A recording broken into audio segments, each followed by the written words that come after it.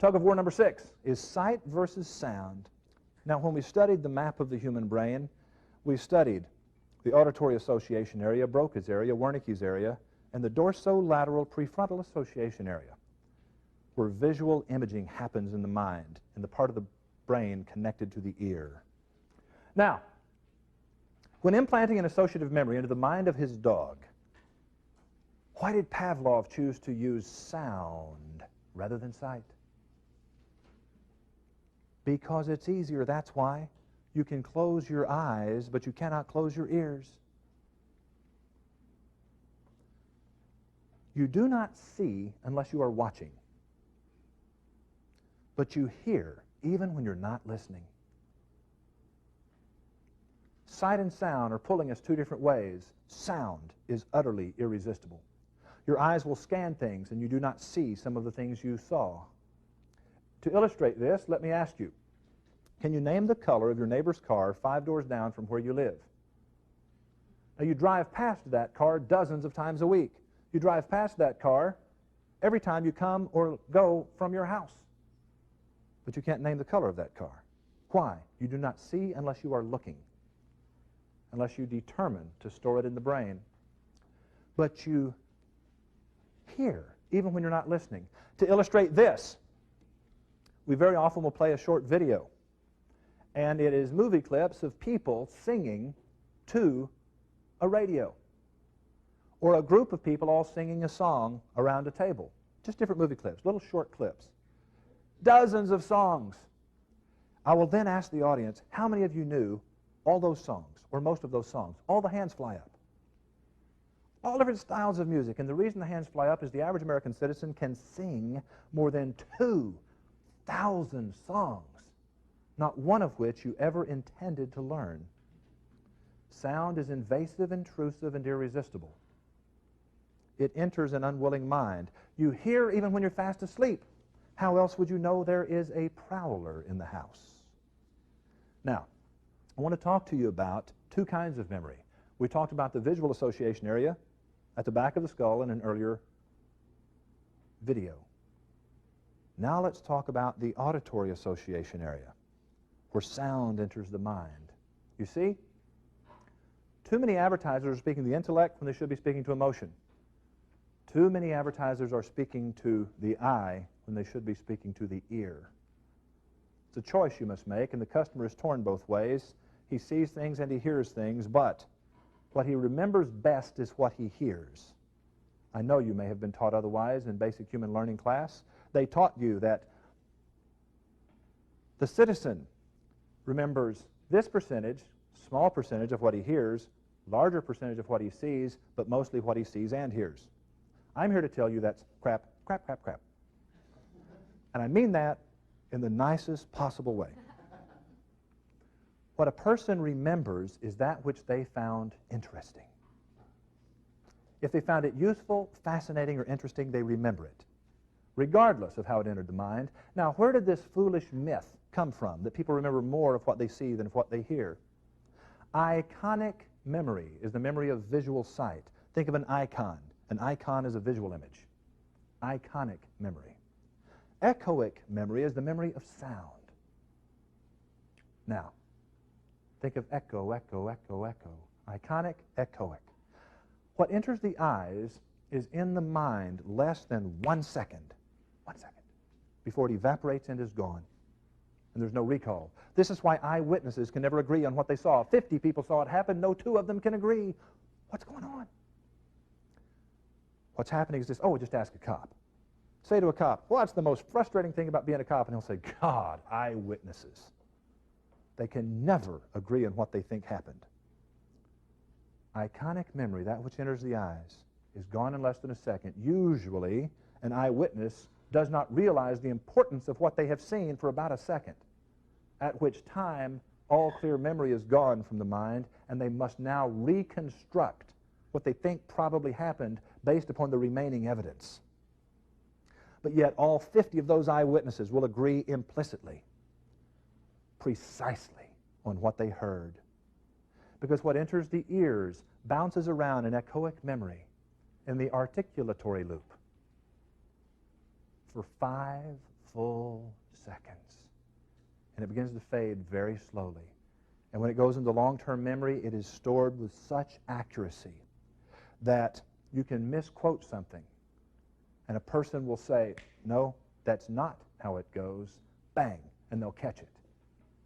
Now, most of you cannot name the order of colors in a rainbow, even though you've seen rainbows all your life.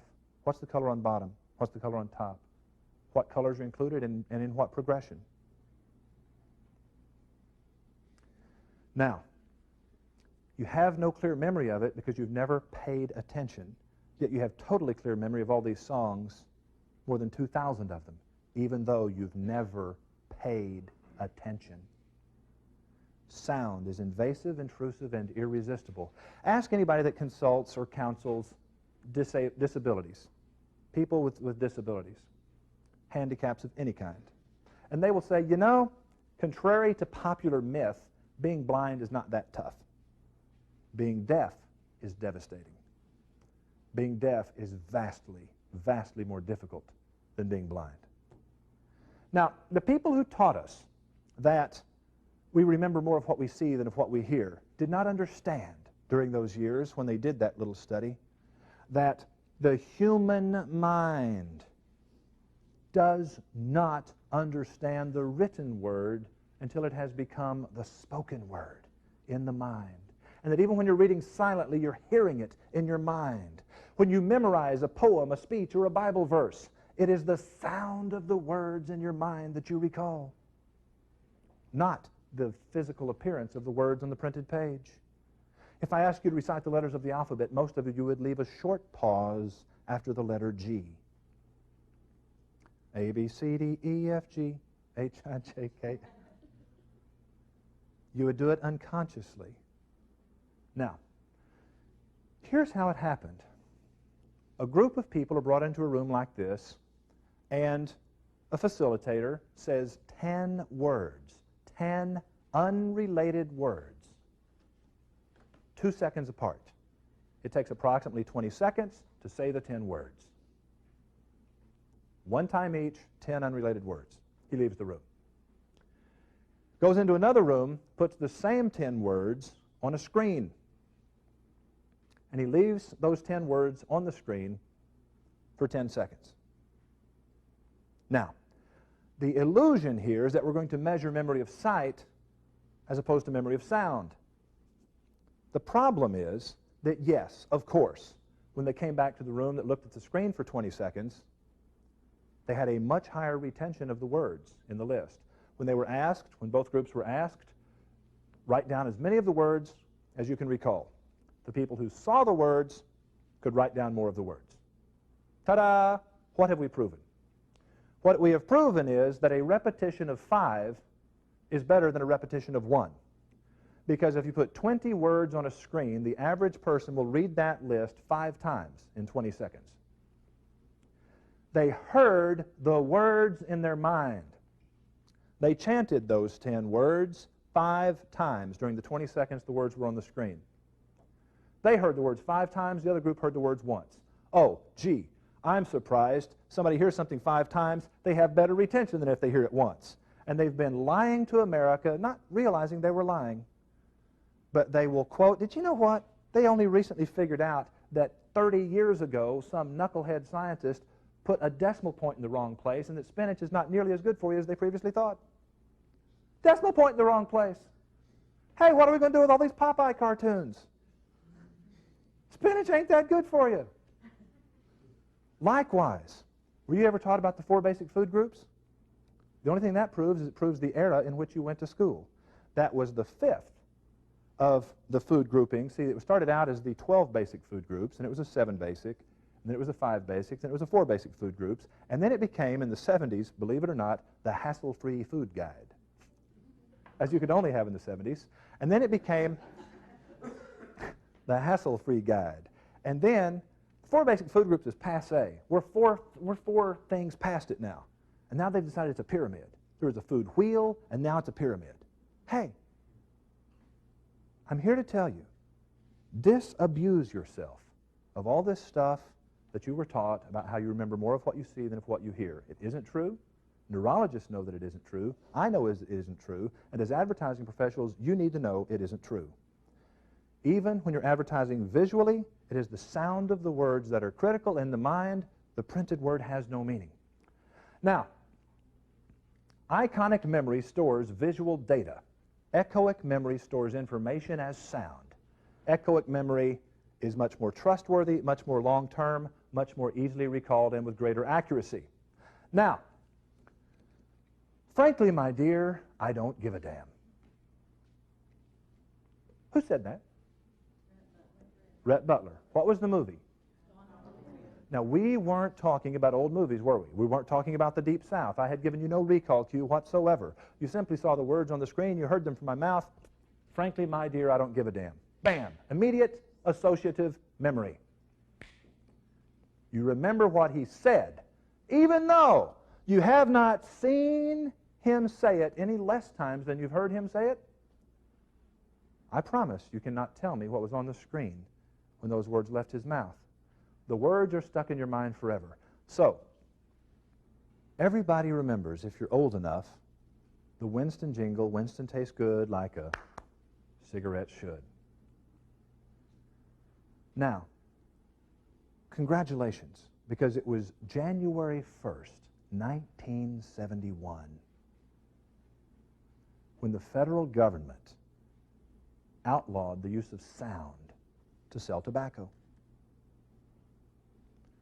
They gave the tobacco companies unlimited freedom, absolute, unconditional, unlimited freedom to use visual advertising in any method they chose. Now, the federal government said you can't use TV and you can't use radio, you can't use sound. But you can use direct mail, point-of-purchase displays, you can use full-page double-truck ads in newspapers, you can use the inside front cover and the back cover of every magazine in America in full color. You can do anything you want to do visually. Smoking immediately began to decline in America, and it began to fall out of favor with the American people. And for the next 23 years, up until barely 6 years ago, Winston invested hundreds of millions of dollars in visual advertising to convince us of a new slogan. Without the intrusive, invasive, and irresistible nature of sound. Now, I first began this challenge when they were still using that slogan about 15 years ago. And many, many, many times I've held up a $100 bill and said, for $100, who can tell me the slogan that Winston spent $1 billion trying to plant in our brains with billboards, magazines, newspapers, direct mail, and point-of-purchase displays? We remember the echoic slogan. We remember the jingle. We remember the sound that we unwillingly committed to memory. Against our will. We never chose to memorize that jingle, but we remember it 29 years later, even though we've not heard it for 29 years. For $100, not one time, and the number of people I've done this with have been countless thousands over the past 15 years. And even when they still had that slogan on billboards outside, even though people had seen it in the newspaper on their way here this morning, not one person has ever known what that slogan was. Because you can close your eyes, but you cannot close your ears. You hear what does not interest you, and you remember it. You hear and store and can recall from memory vastly more than what comes in your eyes. If you just look at the size of the auditory association area of the brain and compare it to the size of the visual association area, it should be clear that sound is more important to the human creature than sight. Thank you, Roy. Never thought of it that way.